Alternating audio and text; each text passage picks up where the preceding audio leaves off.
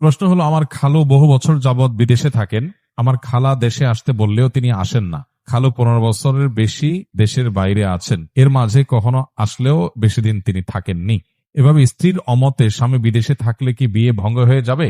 4 মাসের বেশি কোনো প্রবাসী বিদেশে থাকতে হলে তার স্ত্রীর অনুমোদন বা পারমিশন বা ভিসা লাগবে।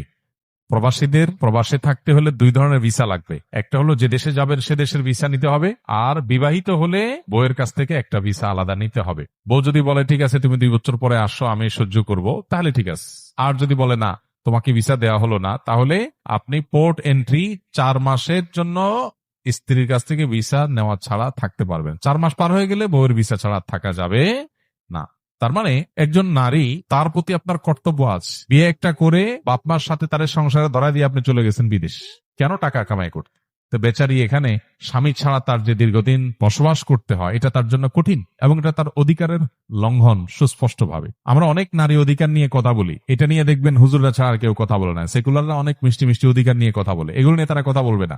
কিন্তু ফিকহের আম উসুল বা একেবারে মৌলিক যে নীতিমালা আছে সেটার আলোকে যে কোনো আলেমী আপনাকে বলবে 4 মাসে বেশি স্ত্রী থেকে দূরে থাকতে হলে, স্ত্রী যদি বলেন ঠিক আছে আমাদের সংসারের উন্নতির জন্য আপনি কষ্ট করে বিদেশে থাকবেন, আমি সহ্য করব, সবর করব, থাকতে পারেন। কিন্তু 15-20 বছর হয়ে যাবে, এরপরেও আপনি আসবেন না, আপনার টাকার চাহিদার কোনো শেষ হবে না, আসছি আসছি করে ঘুরাবেন, এটা অনুচিত। আবার অনেক ক্ষেত্রে উল্টাটা হয়, স্বামী আসতে চায়, স্ত্রী বলে আরে দেশে এসে কি করবা, ওখানেই থাকো, মাঝে মধ্যে আসলা একটু।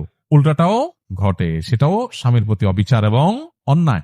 একজন মানুষ তার প্রয়োজনে তিনি দেশে বাইরে যেতেই পারেন উপার্জন করবার জন্য, এটা তো দূষণীয় না। কিন্তু আপনি একজন স্ত্রীর অধিকার লঙ্ঘন করতে পারেন। এখানে শুধুমাত্র জৈবিক বা শারীরিক অধিকারের বিষয় না, আর অনেক বিষয় জড়িত আছে। এভাবে দীর্ঘদিন প্রবাসে থাকার ফলে, বিশেষ করে বিয়ে করেই যখন চলে যায়, এই বেচারি স্বামীর বোন, মা, স্ত্রীর যে শ্বশুর শাশুড়ি এবং আরো যে নিকটাত্মীয় লোকজন আছে, তাদের দ্বারা অনেক সময় টর্চারের শিকার হয়, জুলুমের শিকার হয়, কারণ স্বামী নেই।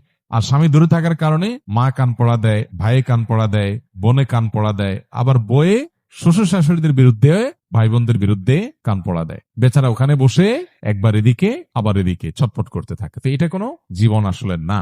এই জন্য আমি সবসময় বলি, প্রবাস জীবন কাটাতে হলে বিয়ের আগে কাটায় ফেলা। 2 বছর, 10 বছর না, 20 বছর থাকেন, অসুবিধা নেই। বিয়ে করে ফেলছেন, এখন বউয়ের সাথে থাকবেন, আর নাহলে বউরে নিয়ে যাবেন, দুইটার একটা। আর যদি নিতে না পারেন তাহলে ঠিক আছে, ঋণ আছে, দেনা আছে, ঘরবাড়ি করা দরকার, যত তাড়াতাড়ি সম্ভব শেষ করে তারপরে চলে আসেন। এটাই হলো শরিয়ার নির্দেশনা। তবে এর কারণে বিয়ে যে ভেঙে যায় তা কিন্তু না।